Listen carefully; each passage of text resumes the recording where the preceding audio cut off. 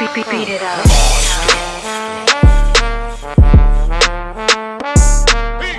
Yo, let me ask y'all something, man. Y'all ever met Sean Price?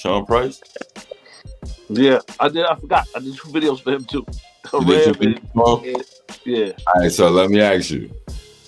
Has Sean Price ever done anything crazy around you that made you laugh out loud or something like that? I need some crazy shit. I need a funny Sean P story from you. I remember we had or just a weird one. We did the video for Haram. I sent it back to him, and I got an email back that said in one sentence, "I don't like it." What he said was wrong with it? Yo, just said nothing. It was no explanation. It was a string. It was from Drew Ha. I think Noah. I think it was a few people in the string. Oh, we love it. It was like kudos, all this nice shit going on, and then he tops it off with, "I don't like it."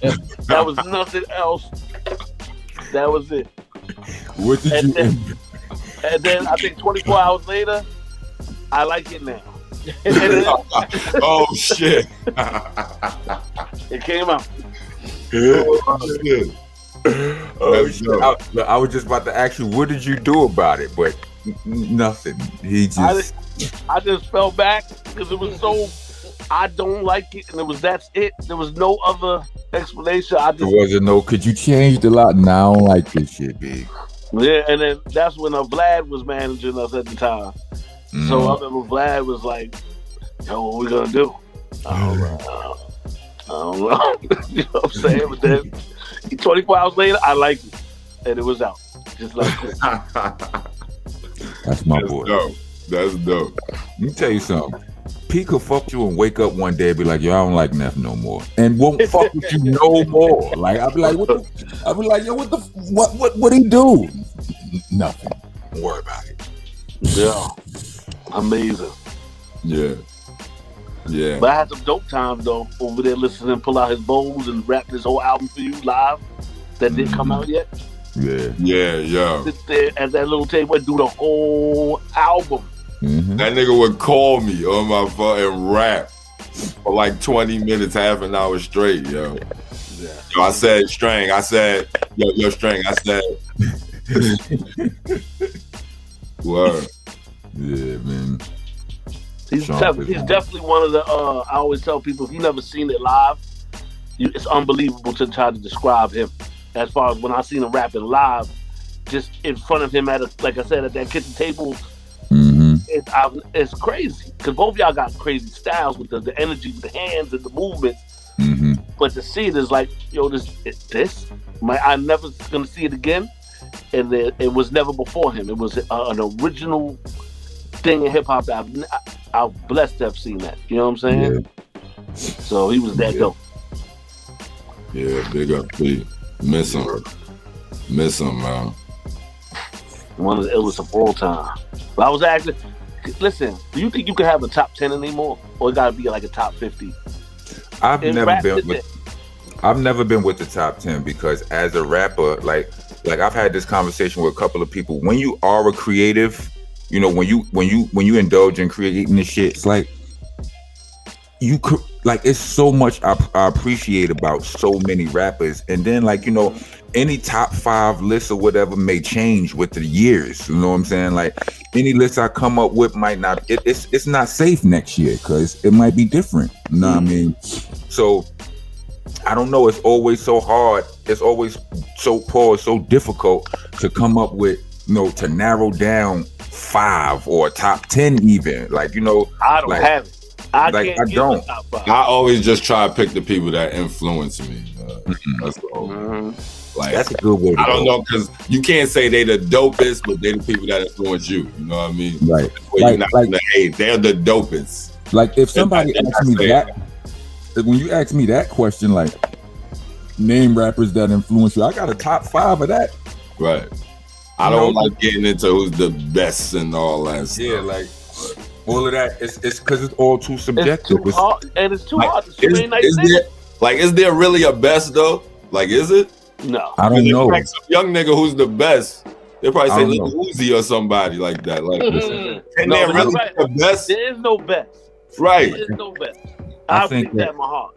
I think that it not being no best, like that, like that's one of those topics people just came up with for conversation. Like, give me a top 5. It was a time when niggas wasn't talking about top 5. I think Jadakiss put it in the list, top 5 dead or alive. And now it's a conversation for people. Like Biggie, like niggas wasn't talking about King of New York before Biggie. Like somebody, it became a conversation, and then people started calling themselves the king, like T.I. the King of the South, and so on and so forth. But you know what I will say? I used to have the Big Daddy Kane Rakim arguments all the time back in the day. Me too. Yeah. I had those, and those were. But I always thought KRS-One was better. Here we go. He took the words out my mouth. KRS, those were the original. I was a Rakim nigga, but I always thought KRS-One was that dude, man. Those are the first arguments that niggas was having, well, from our age anyway. Yeah. I don't know what Billy Mel arguments was back in the day, you know what I'm saying? Yeah. But Right. That was the niggas, that was our top, those were the top niggas right there. So let me ask you this. Anyway. Hold on. What about and G-Rap was in that mix too for the people, for the heads who know. Like G-Rap wasn't as mainstream as them. Everybody didn't know about G-Rap, but if you knew, you immediately put him in that Mount Rushmore, so to speak. You know what I mean? But again, like, and I couldn't really choose out of them like who was the best. I know that I was a Kane nigga though. Like, I couldn't say whether or not he was better than Rakim or G. I actually thought G-Rap might have been more lyrical than Kane. You know what I mean? But I was just a Kane nigga. Like he reminded me of all of them. He reminded me the most of myself. Like in his first, you know, he was tall, he was slim, he had a flat top. You know what I mean? A deep voice and shit like that. You know, that was who I was. You know, I was kind of. Check this out. Rock had dances and shit back in the days too. Yeah, I had dances. Look, listen, Strange. Look,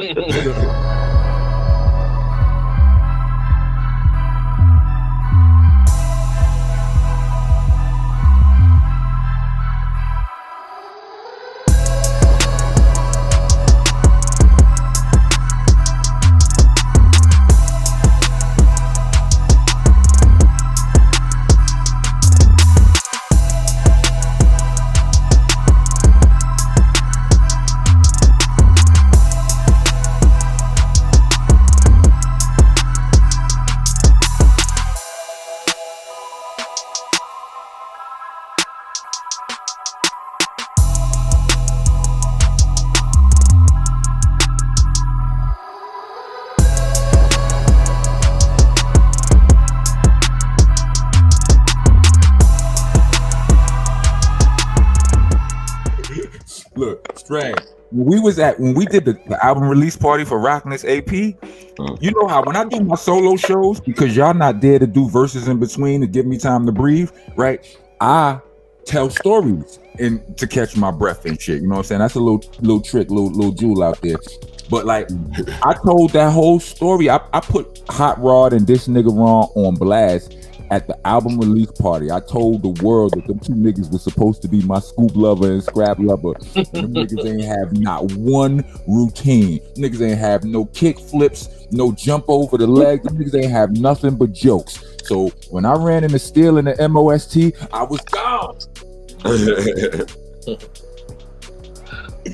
I think everybody had dances though back in the days. Apparently Strange. That's what he was telling me, man. I had to. I wasn't even thinking like that, man. I was thinking there's no way I could be Big Daddy Kane, man. Right? I was thinking like that. No way I could be this guy. Yeah, but remember, look, G-Rap had dances too. The niggas, you remember G-Rap dancer's name? Yeah. Nope. Do the name Sean? I didn't remember even told me the other day. That's true, he did though. What's the name? Sean and Kenny was his dancer's name. Oh shit, that dude sounds EPMD had dancers. That's right. He's right. He had dancers. You good with that one? It was the rappers package. You had to have two dances to me when back in the day. It was. I was trying to put together my rap pack, my rappers package. You know what I'm saying? Heavy D and the boys had, you know what I mean? Everybody had dances. You right, man. Mm-hmm. Starang was killing me for that. I believe like 2 shows ago, a show or 2 ago. He's like, "You had dances." Now I think about it. Yo, Who fired the dancers, I wonder? Rap, right, what happened with the dancers? I'm gonna tell you what happened with the dancers. Oh, NWA happened, probably. They fired them fired the dancers. NWA happened, and Ice-T and all these guys, Yeah, man. They wasn't having no dancers, man. They wasn't. Yeah. That was some New York shit. They fired the dancers, B. That's what it is. Like, Kid and Play got hurt behind that. Huh? Kid and Play got hurt behind that. Yeah, but they could. I think Kid and Play. I think you could. I think you can find interviews where Kid and Play will mention, like, to sir, you know, when everything changed, like, you know, NWA came out. No, shit got different and difficult, so to speak. You know what I mean? And the New York sound was more like, I was at De La right before they came, and all that was like our mainstream, or our underground mainstream was like De La, right? Me, Myself, and I. Like, that was it. Meant to be commercial, but it went commercial. Yeah. De La? I'm about to say De La blew up, man. You know what I'm saying? That was our sound, I guess, for a second. You know, De La, the Tribe, them niggas was holding it down, and NWA came out. I think New York. Nah, New York had a bunch of different sounds though, man. Because while De La was going on, you still had the EPMD, the Pete Rock and CL Smooth, the Nice and Smooth. It was a lot going on. I mean, but who it was killed New York sound? All of those times are blurry though. You know, like, remember how we didn't realize how close Ether and right Ebonics was. Like, we don't, back then when all of that time is smashed down and mushed together, we don't really know how long ago. Like, was EPMD out when De La Soul was doing their thing? We would have to Google it. You understand? No, definitely they was though. They was. I mean, I know they was out, but was they putting like 93? I'm saying, were they putting out, let's say, like, when they put out an album, did they have albums out together like that? Well, you know how I remember? I mean, it was in the mix. Watching video, think about Video Music Box episodes we used to watch. And the videos that used to come on, like, because they used to do the repeat episodes where you knew the video was coming on after this one if they ain't record a new show. Right. So there's a time where I remember it was